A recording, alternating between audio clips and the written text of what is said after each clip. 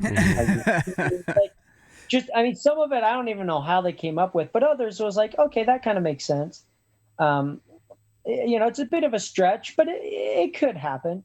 But anyway, they told you crazy stories, and they're the meanest, vicious, most vicious creatures alive. I'm like, well, what if you did this? What if you did that? Oh no, it doesn't matter what age you get them. Doesn't matter what you do. They're always mean. So that's the only thing I knew about them was they're from the weasel family, which I knew before, and they're horribly vicious. So that for me perked my interest because I'm like, I'll bet I could do it. I'm like this 18-year-old, cocky. You've got all the answers. Yeah, Yeah, I know a couple of them. And I have a lot of experience too. I mean, frankly, I was raising squirrels at age 10, against my father's will, so I wasn't a total novice. I did have probably more experience than the vast majority of adults ever will. But I had that, air of like stubborn, I can do anything of a teenager. So, of course, hearing it's impossible, I jumped into it, both feet.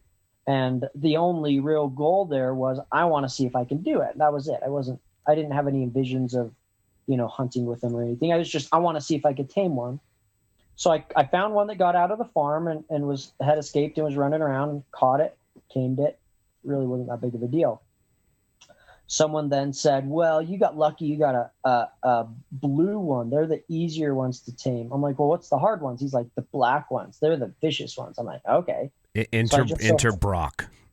Yeah. So then I got a black one, and that one, someone found in their garage. And by this point, people knew me as the weird little mink guy that had a tame mink. So they called me, hey, there's a mink in my garage. Can you come get it? So I caught it. Little by little, I figured out how to tame them. I made some mistakes. I found out I got lucky the first time because the next method I tried, so I was like, the first method worked. Let's try something new. Second method worked horribly. Didn't work at all, So I tried something different with the third one. Anyway, little by little, I kind of started figuring them out. And in that kind of learning process, they were really just a novelty to me. My passion was still falconry, but falconry being a sport where you go and take a wild carnivore and hunt with them, it just kind of naturally made me start wondering, what could I do with a mink? And I read some books that talked about different primitive hunting methods. There's this book called A Sporting Chance, and it goes into all these different primitive hunting methods, things from like blowguns and boomerangs to, various animal stuff, hunting with hounds and terriers and hunting with cheetahs and falconry. Hunting with cheetahs. That sounds cool. That does sound pretty awesome. Oh yeah. I've got a guy actually that's working on trying to find a way we could do that.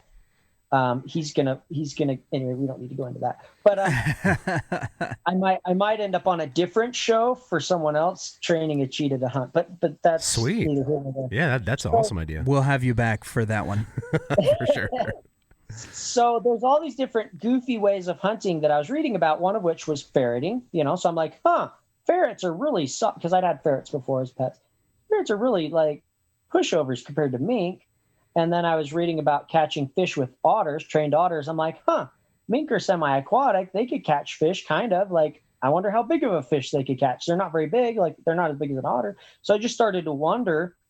And yeah, just kind of one thing led to another. And I started experimenting with hunting and fishing with them. So now you've got mink. You've got 12 adult mink that you use. Some of them or all of them in a business this from falconry to Minkenry has now turned into a business, which, by the way, I wanted to bring up a second point here with the falconry. Have you considered getting back into falconry?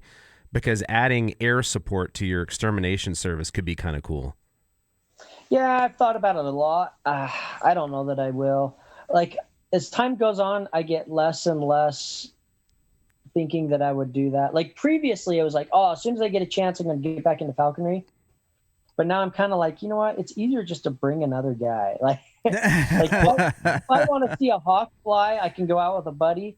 Or if I want to, do some, like you're saying, even use it as a practical method to get pest control, just bring a buddy with his hawk, let him fly his hawk and worry about the hawk, and I worry about the mink and dogs. And I might someday, though. I say that, but I still I'm not over falconry. I think it's really cool.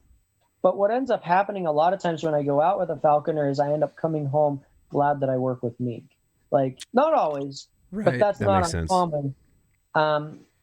Birds of prey, now there are a huge array of different species and temperaments in birds of prey, of course. But generally speaking, compared to a mink, they're incredibly lazy. Now, someone's going to jump on a soapbox and be like, no, they're not, because there's certain species that aren't. But generally speaking, they catch just enough to eat and not a shred more. Right. A lot of species in birds of prey. Mink love to hunt. Like, they hunt as an adult, number one, because they love it, and number two, because they're hungry.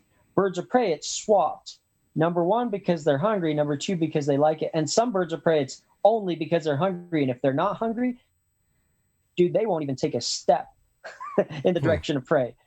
Like, they're just beyond lazy. Like, oh man, I don't want to walk over and eat that or catch that rabbit that's tied to a string and flopping right in front of me. That's too much effort.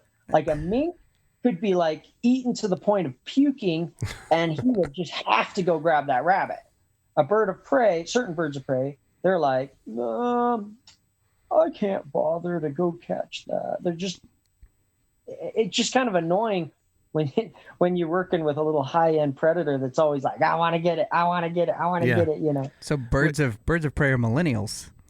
They're just So, which is us. So there are exceptions. There are certain species of birds of prey that really are very high prey drive and will cache. They'll catch something, hide it, and go catch something else. But generally speaking, that's not the case with a lot of species anyway. So we touched on this a little bit. I'd like to go a little deeper into the exterminator service that you've got with the mink. I describe it to people when I'm telling them about your channel. I say, imagine, I compare it to Jurassic Park, where I say, imagine, everyone knows that movie that the humans are running away trying to hide from the dinosaurs, and they go into a building, and then a raptor hops up on a table and grabs one of them, and then the humans run out, and then there's T-Rexes and big animals outside that pick them up. That seems to me like the best analogy I can think of to what you do, where you bring in the mink. They go down into the rat holes. They are certainly going to get a couple of rats, but also they flush the rats out, and you've got dogs that clean them up. Yep. Is there a better analogy than that? The mink. I've never thought of that analogy, but it's an awesome one. The mink are the raptors, and the dogs are the T-Rex. Yeah, yep. Pretty much. So I'm wondering if you do you know the success rate of other traditional exterminators? They use poison, which is not something you want around other animals and on your property, or the caging. I can only imagine, not knowing anything about the other exterminators, that they have the same success rate that you do. Because we see videos all the time of, you go out in a day, you go to a ranch, and you leave with 100 to 200 rats. Yeah. So I would have to say, to be fair, there are situations I cannot resolve. Okay. Where I'm doing nothing more than crowd control. I'm not solving the problem. So to be frank and to be honest, it isn't always hey, I walk in and save the day. Sometimes it's simply, hey, I'm going to reduce your problem, which is usually the case with the other pest controls that you mentioned anyway.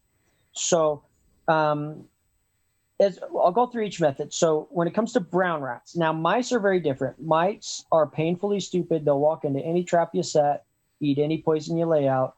They're pretty simple to deal with comparatively to rats. Even other animals like raccoons and squirrels can be significantly easier to trap than brown rats. Brown rats, trapping them, now catching one, sure. But when I say catching them, I mean getting a population under control is very different from catching one. You can be successful with any method if you're just going after a couple rats. But the key is that rats learn from each other's mistakes. So rat A goes and gets caught in trap B. Now, rat A goes and gets caught in a trap. Rats B, C, D, and F all saw him get caught or find him after being caught. And they're like, dude, this little device is not cool. Yeah, this Let's start sucks. avoiding it. And so you'll set traps and be like, bam, bam, bam. Oh, this is awesome. We're getting rid of the rats. And then all of a sudden it's like, oh, we haven't caught anything for a while. Bam. Oh, we got another one. And then pretty soon you start noticing, hey, all I'm catching are baby rats. Why is that? Where are all the big ones? I see big ones when I open the chicken coop. They go scattering, but all I ever catch is babies. And pretty much you just educate the population how not to get caught. Mm-hmm. Now, there are exceptions to that rule I just stated. For example, if the rats are really hurting for food, they're willing to put their necks out there further, and they're more likely to get captured. So you can even, if you could somehow like shut off their supply of food and set a bunch of traps, you might be able to just trap out the population. That's possible. And I've heard of weird scenarios where guys just got lucky and it was like, are you serious? You caught all the rats? Oh yeah, I just caught them all. How did that happen? I don't know. It just worked. So there's weird one-offs that I don't, anything with animals, any statement you try and make about animals, there's a weird one-off that'll prove you wrong in most of the situations. So trapping is probably the least successful when it comes to brown rats. If you have success with trapping a population, not just one or two individuals, a population of brown rats, you are incredibly lucky or in an incredibly different situation than you typically would run into. When it comes to poisons, that can be hit and miss. If you get lucky and the rats consume, enough of the rats come and consume the poison all together and die together, you could potentially wipe out a population of rats. Sure. But what's likely to happen is rats are neophobic. They're afraid of anything new. That's part of why they don't get caught in traps very well. Humans are too. Yeah. It was a joke. It was a joke. I'm sorry. Go ahead. I think you can trap humans just by putting something weird on the ground. What's this thing? Ah! Actually.